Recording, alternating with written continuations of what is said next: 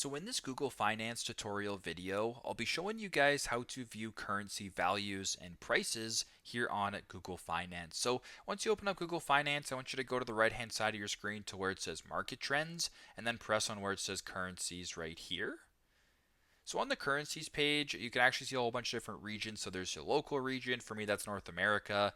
There's global, etc. So what it basically does here is it shows you sort of different comparisons from currency to currency. So for example, if you want to view the Canadian dollar compared to the US dollar, it actually went up today at the time of recording this video. So 72.78 cents, up 0.48%.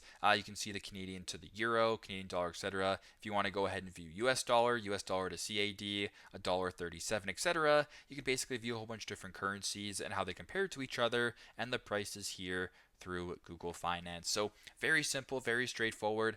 This is how to view different currencies, values, and prices here on Google Finance. Thanks again for watching, and I hope this video helps.